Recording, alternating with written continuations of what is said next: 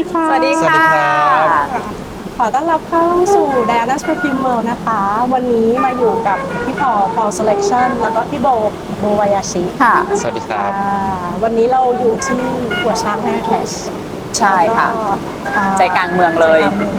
วันนี้ก็อยากจะมาพูดถึงบ้านจองพะชู ค่ะ ซึ่งเป็นบ้านที่ค่อนข้างเก่าแก่แล้ว มากค่ะ เพราะว่าดิฉันไม่รู้จัก เก่ามาก อันนี้รู้จักใช่ไหม รู้จั คะ ก โอเค เกิดทัน เกิดทันพอดี คือแบรนด์เนี้ยเท่าที่จำได้คือเขาบอกว่ามีตัวหนึ่งซึ่งเป็นน้ำหอมที่แพงที่สุดในโลกอยู่ช่วงหนึ่ง ใช่ เดี๋ยวจะมาดูกันว่าตัวไหน ใช่ ทราบใช่ปะ ก็คือตัวจอย ใช่ใช่ใช่ ซึ่งตอนนั้นเนี่ยเขาบอกว่าตัวจอยเนี่ยเนื่องจากตัวจอยมาชูเนี่ยเขามีไอเดียว่าอยากจะสร้างน้ำหอมที่มีคุณภาพมีคุณภาพที่ดี เขาก็เลยไม่จำกัดเรื่องงบแล้วก็ใส่ทุกอย่างเข้าไปเป็น คล้ายๆเฟเดริกมอลในยุคนี้ ใช่ เป็น ใช่ ได้เป็น ใช่ คุณภาพแล้วเราเริ่มที่ตัวจอยเลยดีกว่าตัวแรกเรามาดมกัน ตัวที่สร้างชื่อให้เขา ใช่ อ๋อ ตัวนี้ก็เป็นจอยนะคะตัวนี้จริงๆแล้วเป็น PDT แต่ว่าเป็น Golden Page ค่ะเดี๋ยวเราจะมาลองดมกันจริงๆแล้วจอยเนี่ยออกมาประมาณยุคช่วง30ค่ะแล้วก็ 30 ใช่ค่ะ 1930 ก็เกือบ100 ปีแล้ว ใช่หลังNumber 5น่ากลัวมากอ่ะ เมื่อกี้แอบดูหลังเวที นี่คือมีการหยดอย่างนี้ ถ้าเป็นเราปกติเราจะ ทำไงคะ จุ่ม จิ้มลงไป จิ้มลง จิ้มลงไปใช่ เพราะกลัวหลุด ใช่ใช่ ใช่ไหมแต่ว่า อ๋อ ชอบมาก ตัวนี้มะลิ เป็นมะลิที่แบบสะพรึง แล้วก็จะมีโรสมีกุหลาบด้วยค่ะ มันสดซ่า เพราะเอาดีไฮ อาณาอาใช่ แต่ว่าก็จะเป็นเน้นฟลอรัลเป็นเน้นแบบดอกไม้แบบเน้นๆหนัก ย้อนยุค ใช่มะลิเข้มๆย้อนยุคแล้วก็จะเป็นตัวที่สร้างชื่อ แล้วก็มีดาราฮอลลีวูดหลายๆคนอย่างคนที่แสดงกรวิทเดวิน พี่เบียน วิเวียนใช่วิเวียนลิน กำลังนึกถึง จะเป็นกลินที่เขาใช้ กำลังนึกถึงเวลาที่เขาแบบแต่งตัวกำลังจะออกมาในงาน แล้วก็ทุกคนก็จะพรมน้ำหอมแบบนี้ ใช่ค่ะ จะบอก มา ว่า ริมันโนด้วย ส่วนตัวเนี้ยมีตัวนี้อยู่ อ่า แล้วว่าเนื่องจากว่ามันเป็นขวดแบบแดบเนาะ ค่ะ มันใช้ยากก็เลยเราจะดูดใส่หัวสเปรย์ ปริง แล้วก็เป็นคนชอบสเปรย์แบบเยอะอยู่แล้ว ค่ะ แล้ววันนั้นกดไปประมาณ10 สเปรย์ โอ้โหตึ๊บ หายใจไม่ออก หายใจไม่ออกแบบจริงจังเลยนะ หรอ ต้องเอาแมสมาใส่ จะได้ไม่กลิ่นตัวจะได้ลดความรุนแรงของเขา แล้วรถไฟฟ้าปุ๊บคนนี้รอบข้างเนี่ยหนีหมดเลย โอ้มองบนเราเลยเนาะ มันรุนแรงมากจริง มันหนักมาก ทั้งที่เป็น EDT นะครับ ใช่ EDT ด้วยความ ยุค ว่า ยุคก่อนก็คือปรุงน้ำหอมแบบอย่างนี้ ใช่ คือเขาเรียกว่าอะไรอ่ะ ใส่มาเลยเต็ม แล้วด้วยความที่ว่าอาจจะเป็นเพราะว่าเขาหมักบ่มมานานด้วย มันก็เลยทำให้ความเข้มเพิ่มขึ้น ๆอันนี้ขวดนี้กี่ปีแล้วคะ นี่น่าจะเป็น70 80แต่จริงๆ แล้วเขาออกมาตั้งแต่ช่วง30นะคะ แล้วก็มีรีฟอร์มเมลตมาเรื่อยๆ แต่หลังๆ ก็จนมาทูก็ไม่ได้ผลิตแล้ว เพราะว่าอันนี้มันคือไม่ได้ทำกำไรให้ อ๋อ กับทางบ้านของจำมาทูเขาก็เลยต้องเลิกผลิตแบรนด์ไป ใช่ค่ะก็จะมีตัวพัก EDP ด้วยให้ลองดูความแตกต่างว่า โอเค พี่ว่า EDP เนี่ยแตกต่างกับ EDT ไหม ก่อนอื่นเลยมีคนถามคือถามมาบ่อยมากเลยว่าน้ำหอมเนี่ย ถ้าได้แบตเก่าๆจะไม่ชอบเพราะว่ากลัวเสีย อ๋อ สำหรับคนที่ชอบวินเทจคิดว่ายังไงครับ ค่ะ คือจริงๆ แล้วเนี่ย ก่อนที่จะซื้อน้ำหอมวินเทจเนี่ย จะต้องถามคนขายนิดนึงว่าการเก็บเขาเก็บยังไง ถ้าเขาเก็บอยู่ในที่ที่ไม่โดนแสง อยู่ในที่ทึบแล้วก็ ค่ะ อากาศไม่เปลี่ยนแปลง จริง ๆ เราก็อยู่ได้เป็น100 ปีนะคะพี่ อืม น้ำหอมบางตัวจนถึงทุกวันเนี้ยที่เป็น100 ปีก็ยังหอมอยู่เลย โอเค ตัวเมื่อกี้เป็น EDT EDP อันนี้ EDP ค่ะพี่ อันนี้เอาดีไฮเยอะกว่า ตัวแรก อืม ตัวแรกเอาดีไฮเยอะ ใช่ ใช่ไหมคะ ตัว EDT มีความโปร่งกว่า โปร่งกว่า ความโปร่งความฟุ้งเนี่ยจะมาจากอัลดีไฮด์ ค่ะ ตัว EDP จะทึบและแน่นใช่ไหมคะพี่แน่นค่ะ อันนี้สดใสกว่า อืม ดูแบบว่า ตัวไหน เบา ตัวไหนสดใสกว่า ตัว EDT EDT สดใสกว่า ใช่ ใช่ จะโปร่งกว่า ใช่ อืม แต่ยังมีความเชื่อมโยงเนาะยังดมได้ว่าเป็นกลิ่นเดียวกัน กลิ่นเดียวกันมีความคล้ายมีโครงสร้างคล้ายๆกัน ใช่ ตัวนี้น่าจะกระจายตัวดีกว่า ใช่ ตัว แน่นกว่า ตัวเล็ก อันนี้ EDP อ๋อ EDP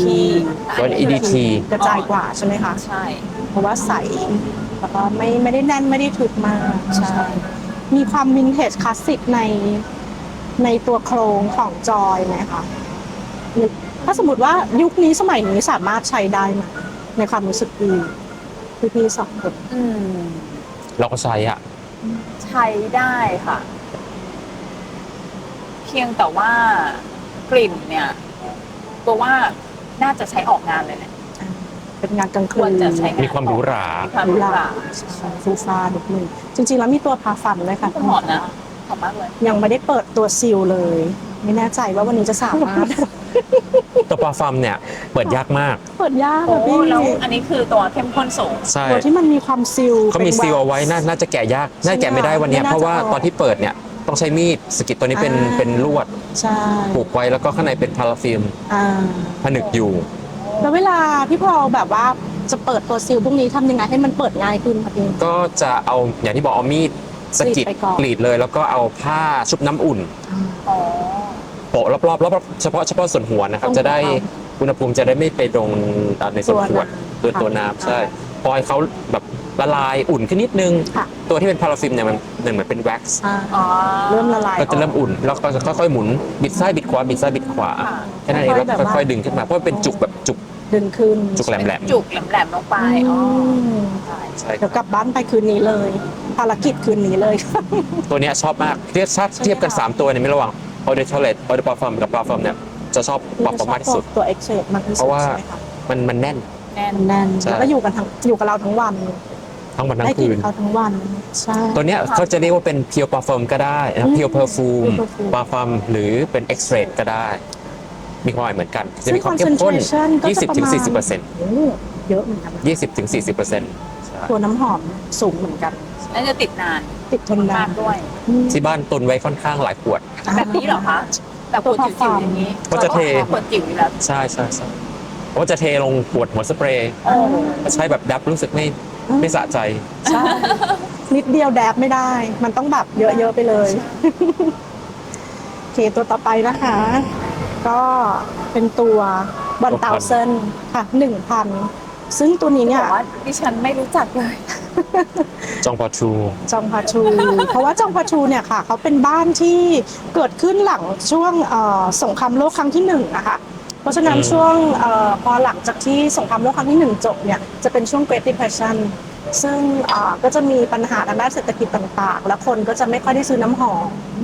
หรือว่าไม่ค่อยได้ใช้น้ำหอมมากเขาก็เลยอยากจะสร้างกลิ่นที่เหมือนกับว่าสร้างความสุขให้คน แล้วก็อยากจะใช้quality ของส่วนผสมต่างๆ ให้สูงที่สุด แล้วตัวนี้ก็เป็นอีกตัวหนึ่งที่ไม่ได้ทำกำไรให้ แล้วก็เลิกผลิตไปในที่สุด ช่องปอทูเนี่ยเป็นแฟชั่นเฮาส์ เป็นแฟชั่นเฮาส์ใช่ค่ะ สร้างเสื้อผ้า เป็นฮอตคอทูอะ ปัจจุบันเขายังมีเสื้อผ้าอยู่ไหมครับผมไม่แน่ใจ ใจว่ายังมีตัวบูติกอยู่ที่ปารีสหรือเปล่า แต่ว่าคนที่เป็น perfumer ให้ทางจองบาจูอะค่ะ เขาก็ไปเป็น director ที่ Osmotech อ่า ใช่ โอเคตัว1000หรือว่า1,000เนี่ย ตัวนี้รู้สึกว่ามันมีความดอกไม้เหลืองมากกว่า จะมียาลาจะมีตัวกระดังงา กระดังงาก ว่า ใช่ แป้งมากกว่า มี ตัวนี้ ความ ยังดู powdery ว่าไม่แป้งเท่าไหร่นะคะ ตัวแรกตัวจอยอะค่ะ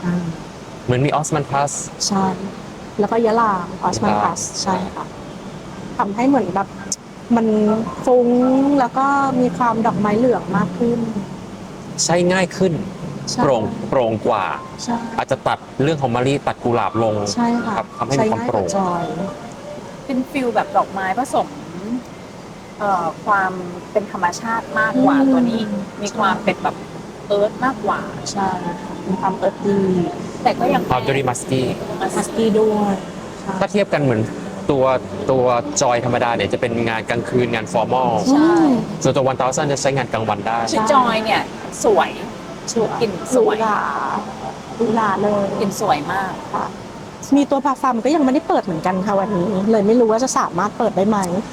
จะเปิดไหมล่ะ ลองดีกว่าเราให้เอ็กซ์เ t โอ้ยนี่แบบนี่คือขวดคริสตัลขวดบาคารัต บัคคาราดคริสตัล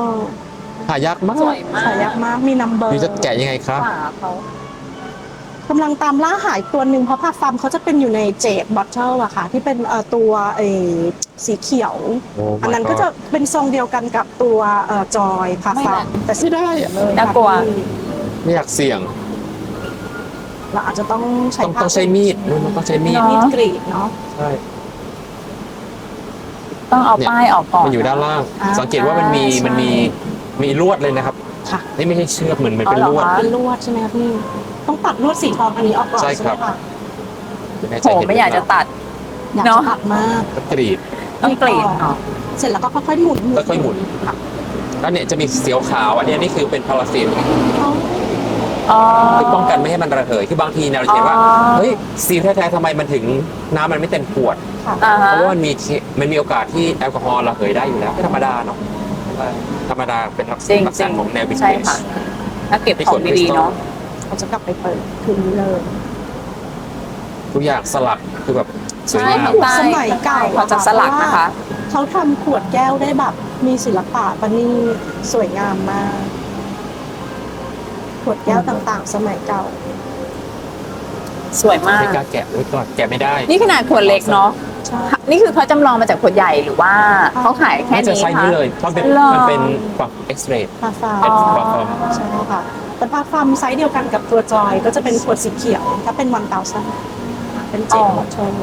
มีนัมเบอร์ด้วยนะ เป็นของสะสมนะคะ ใช่ค่ะ อ่ะตัวถัดมา ตัวถัดมานะคะซับไลน์เนี่ยก็คือตัว ตัวนี้สวย วิน มาก เทจก็จะเป็นตัวที่เป็นทิวลิป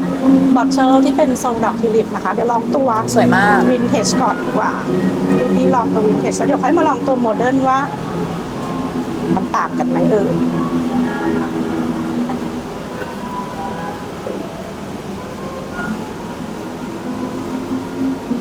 ัวนี้เลย ชอบกลิ่นนี้ ทันสมัยขึ้น ทำโมเดิร์นเนาะ ชอบ มันเขียวขึ้นมากกว่า นเขียวขึ้นมากกว่า ใช่มีเขียวมีเหลืองดอกไม้เหลือง เหลือง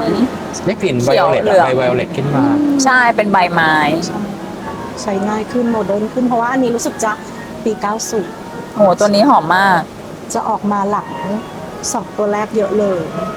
จะโมเดิร์น ไม่แป้ง ไม่แป้ ไม่ ง แป้งเยอะ ใช่ค่ะ แล้วเดี๋ยวให้ลองเป็นตัวซับไลน์ตัวโมเดิร์นฟอร์มูเลชั่น ซับไลน์ ดูว่าพี่ๆคิดว่าต่างกันไหม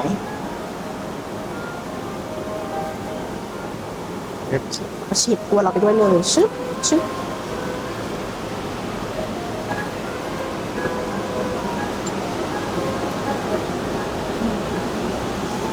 คล้ายนะมันคล้ายความ มีความ ข้น เฟรชกว่า สไปซี่กว่า เออ สว่างกว่าแต่เนี่ยความส ตัว ว่าง แร นี่ ก เกิด ตัว จาก แรกหอมกว่านะ ตัวแรกหอมกว่า นุ่มกว่า ใช่ ตัวโมเดิร์นจริงๆก็ไม่แย่เลยนะ ความเข้มข้นเท่ากันไหมครับ ใช่ค่ะพี่ตัวนี้ก็ เป็น EDP ใช่ค่ะพี่ความเข้มข้นเดียวกัน EDP 2 อันเลย จริงๆแล้ว แต่ดูสไปซี่กว่า สไปซี่กว่าเหรอครับ โจนึกถึงยาจากกันยุง เนาะ ยาฆ่าแมลง ตัวใหม่สำหรับเรานะคะพี่เรามีความรู้สึกว่ามันมีความสโมกกี้อ่ะพอเราดมแล้ว ตัวไหน ทำม คะ ตัวเนี้ยค่ะ ตัวโมเดิร์นอ่ะพอมาเทียบกับตัวเก่าแล้วทำไมมันแบบเหมือนมีความคันๆในสิ่งที่เราดมได้ เพราะว่ามันมีกลิ่นพวกผักชีหรืออะไรแบบเนี้ย คุมิน เขียวๆ ประมาณอย่างนี้ คุมิน ค่ะ มันก็เลยแบบ ตุ่นๆเขียวๆกว่า ใช่จริงๆชอบตัวเก่ามากกว่า ชอบตัววินเทจมากกว่า ใช่ แล้วก็ แล้ว กำลังตามล่าหาตัวน้องพาฟัมซึ่งเขาตัวเก่าอะค่ะพาฟัมเขาจะเป็นทรงนี้แต่เป็นทองทั้งอันเลย ขวดสวยมากเลยอ่ะ ที่ คล้ายๆดูนเนาะ ใช่ ขวดคล้ายๆดูนของดีออไหม ใช้ดอกบัวไหม ใช่เหมือนดอกบัวสำหรับเราเนาะฝรั่ง สวย จะเรียก มาก ทิวลิป ทิวลิปมี เราต้อง สลักเหรอคะ ใช่ อ๋อ เขียนโลโก้ เขียนแบรนด์ เขียนชื่อแบรนด์อยู่ตรงฝา สวยจังฝาเป็นเรซินพลาสติก อ่า เดี๋ยวอูยังไม่เหลืองเท่าไหร่เนาะ หรือตอนแรกขาว ล้ำค่ามาก ใช่ ตอนแรกขาว ออฟ ไว้ ออฟไว้หน่อย พี่พอลกับพี่โบชอบตัวไหนมากกว่ากัน ระ พี่ ห โบ ว่าง ชอบตัวนี้แหละ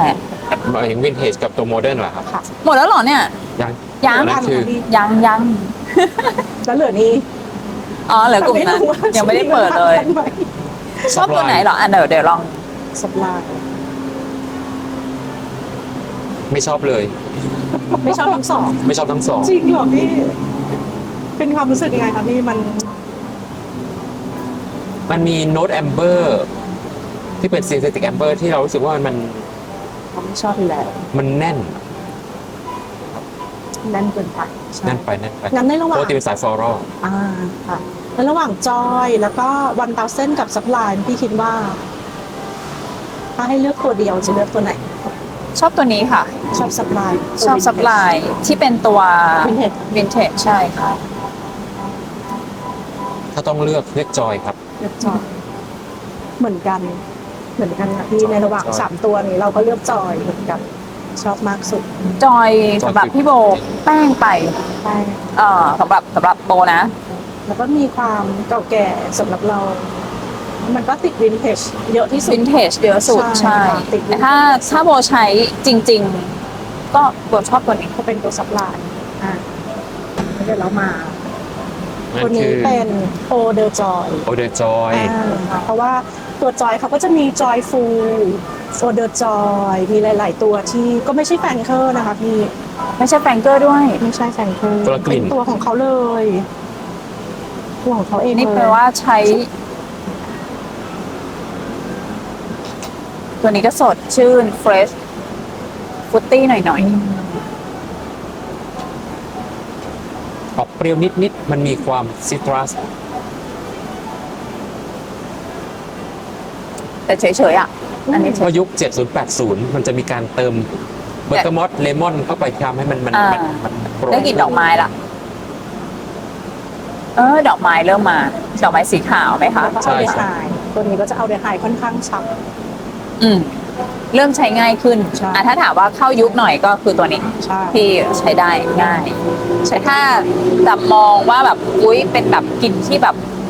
หรูหราย้อนยุคย้อนจริงๆแหละก็ต้องเป็นกลุ่มนี้ ตัวจอยใช่ อันนี้ก็แบบ ใช้ง่ายสุด จะโมเดิร์นขึ้นมาหน้อยนึง ใช่ มีความแบบว่าดมง่ายหน่อย ส่วนอันนี้ก็จะเป็นฟลอรัลที่ค่อนข้างชุดเยอะนิดนึงแต่ก็ยังใช้ง่ายกว่าจอยนะคะเป็นใช้กลางวันได้ตัว1,000